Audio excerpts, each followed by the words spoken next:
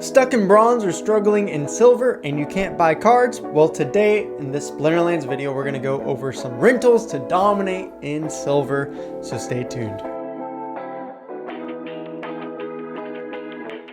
Hello, Kamusta Hola, this is Luke with Luke Plays to Earn as I help Krill small investors play to earn. Today, what's better than helping small investors who can't buy cards and instead will rent cards? You guys have probably seen me on my $1 account do this a lot live, and I still get lots of questions though, because I've done a little bit of video here and there, but not like hey, here is the silver rental guide on what I'm doing with my $1 start account to $1,000 series, and here are some tips and strategies to get you out of bronze, as a lot of people struggle. There's bots, there's people that know the exact strategy. Hey, 17 mana, just play these starter cards and you automatically win unless they have other cards to play with.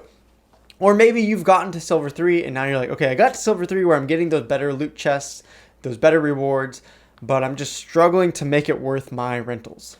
Before we jump into all the cards I want to share with you today, I do want to shout out again ZenSports, who is an amazing company presenting this video. They have a new NFT collection called ZenSports, which gives you special access to different sports and esports events, as well as some other benefits. So if you're interested in that kind of thing, check out ZenSports. They also have a white paper that is fleshed out now that you can check out. I'll leave in the description, including a roadmap and how they're going to utilize this NFT for the next year. So I'm going to give you guys a full list on my Google Sheet, but first let me just tell you the cheapest way on what I do and explain it once more, even though I've explained it a bit in live streams, but it's hard to find and sort through hours of content. So this is my strategy for the cheapest way to rent into silver and at least get through bronze. This strategy doesn't work quite as well in silver all the time, because in silver there's more decks that are blanked out, so sometimes you can't use the life deck, or their rule sets are more often like odd ones out or even Stevens. Those things will take away this Lorna Shine strategy, but at least get you through bronze and into silver, and sometimes still win in silver when it's playable. So the first thing you need to do is just rent Lorna Shine, and then you go for a full sneak attack composition with the Silver Shield Knight as your tank or your secondary tank, which gives it Inspire. So it buffs up all of your sneak attack damage from Uraeus, the neutral deck. Silver Shield Assassin, when there's more mana to it, gets a double strike plus 2 melee each time, so 4 sneak attack damage. The Feral Spirit is quick. It will get that 2 melee off and gives you a 10% bonus with it being a beta card, same thing as Silver Shield Knight. And Elven Cutthroat as sometimes another card that you can use for sneak attack. When it's super high mana, you can also throw in Sandworm for 6 melee, buffed up by the Silver Shield Knight. And then I also rent the Crystal Werewolf, because sometimes it's good to use this as a tank or a secondary tank, because what it does is silences their whole team, which a lot of people in lower levels, they just spam a bunch of magic with Obsidian, and then if you can nerf it down with the Crystal Werewolf and get your sneak attacks off, that will keep your tanks alive and take out their backline before they can kill you with magic damage, as well as renting the Creeping Ooze sometimes when you have 1 mana left over and you can slow down their entire team. Now, when the live deck isn't available, I also rent Delwyn for the +1 magic. What it does is it allows you to use the water deck with Oceanus and get 3 magic damage, which can be pretty powerful in higher mana matches. I also get the Wood Nymph for the earth deck, because you can use that in Goblet Psychic to get double heals. And also Dr. Blight, which is not on my favorites list as well, but that can land an affliction and stop their healing when you're using Obsidian or the Delwyn plus Oceanus, and allows you to heal your team and stop healing on their team, which in these low levels in bronze and silver, a lot of times you'll find monsters that just want to heal up and continue to do so. Obviously, that's not enough power to get into silver. That's only about 1,000 to 2,000 power, depending on which cards of those that you rent. So the rest of it, I just go to the Peak Monsters auto bid system. I click on this wheel. What you can do is you can look through, okay, what are the current bids? The earlier you do this in the season, the better bids you're gonna get. You can put in your bid, like for instance, I'm saying, hey, only give me cards that are better than 550 card power for 1 DEC. And then I want this much card power, 13,000 minimum. Then what I do is a secret trick is you can put a minimum card power instead of the 50 that it normally starts with, or some people drop it down to 1 just to get the cheapest cards. I put it at 100 card power, and the reason I do this is because this Peak Monsters auto bid system is now going to find me cards with 100 card power or more, which means I'm only going to get epics and legendaries from the Chaos Legion, or maybe some older cards that are rares. Meaning I'm going to find cards that aren't just the starter cards that can also boost up some of my decks. They're random, but I'm going to be able to use them as well, even though I'm not picking and choosing. It's going to give me cards that aren't just like, hey, here are the same rare and common cards that you already have from the starter deck. So for instance, sometimes it randomly gives me like the Silver Shield Bard. Now I have a cleanse on my life deck for poison battles. The Dragon Spirit can be a good, low mana tank when I need something just to absorb some sneak or snipe attack. Or River Hellendale, getting the Resurrect, another legendary on my water team. Just recently in this poll, I got an Iza gold foil, so that's most of the card power I just asked for, and it is a pretty dang good rate at only 14 DEC for 12,500 power, and I'm just going to keep renting this throughout the season as long as I can. Yes, it may get canceled on me, and then I'll just try to go find better deals again. Now, what I've also done is just come here into my Google Sheet, which you can access in the description, comments, or join our Discord. It will be linked there as well. Here's what I did for level 1 cheap rentals or level 2 if you want to go rent level 2 summoners.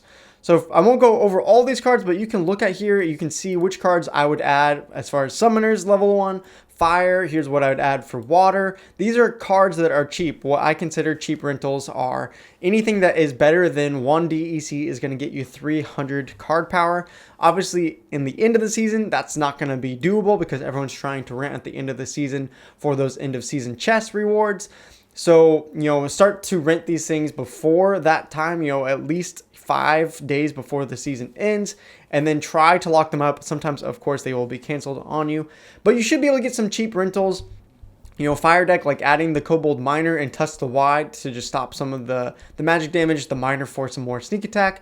That's going to be a great find. You can add Fiends to all of these decks, which they're going to be a little bit more expensive, but also give you 500 power. So it's worth the trade-off to have those 0 mana cards.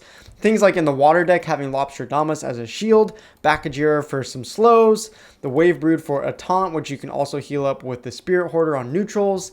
Axe Master is going to tear through a lot of decks at bronze and silver with the double strike range damage that it gives. And of course, as I said earlier, Oceanus.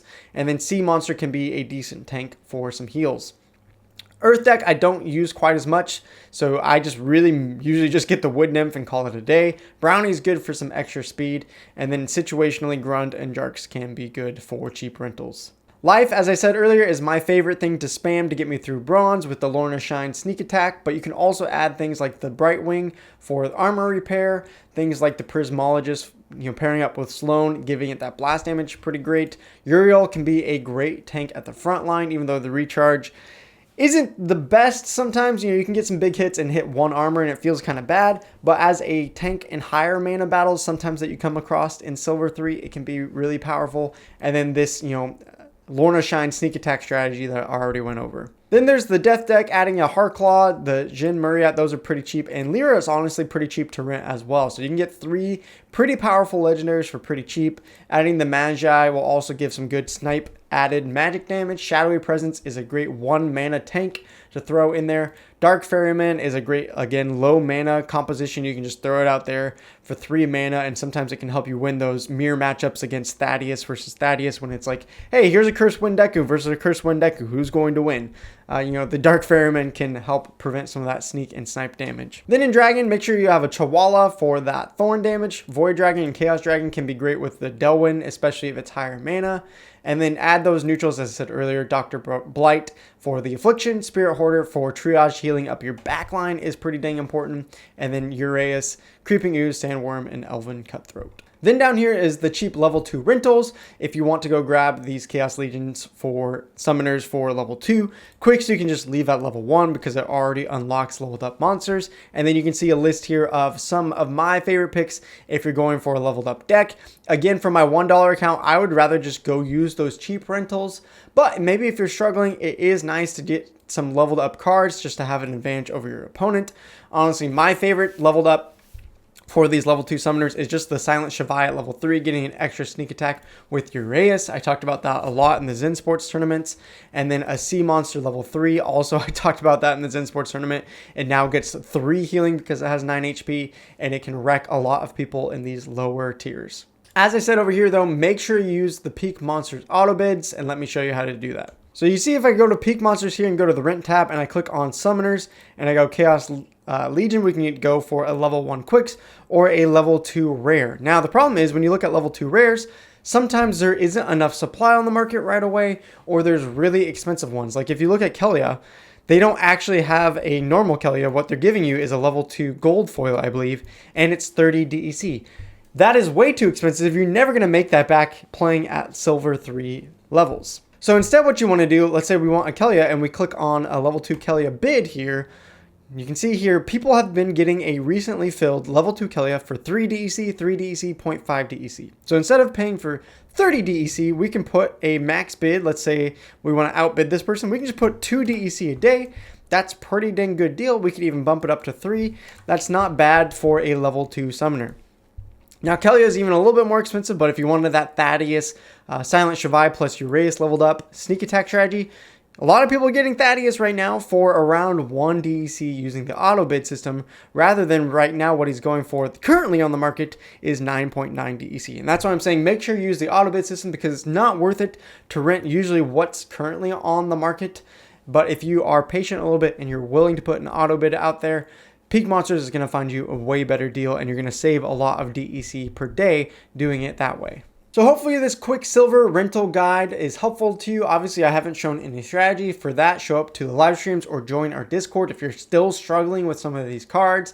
Post your battles. We'll try to help coach you as much as we can. But honestly, the best way to learn and get better at this game is to just simply play. Make sure you watch the whole match. And if you lose a match, say, why did I lose this match? What could I do differently next time? If you do that, you should be able to play. And honestly, in my alt account with just that $1 rental start, I'm hitting ratings by the end of the season. The start of the season is a struggle, but by the end of the season, I'm also hitting gold ratings, even though I don't have the card power to do so. So it's definitely possible to play in Silver 3 with just some of these rentals. And if you need help, let the Krill Crew help you as much as we can. Also, drop in the comments below other cards that I didn't recommend that you might add if you are someone who likes to rent, or strategies that you'd like to see to help you guys in this game. But for now, peace out, Palam, adios, Krill Crew, have a great week.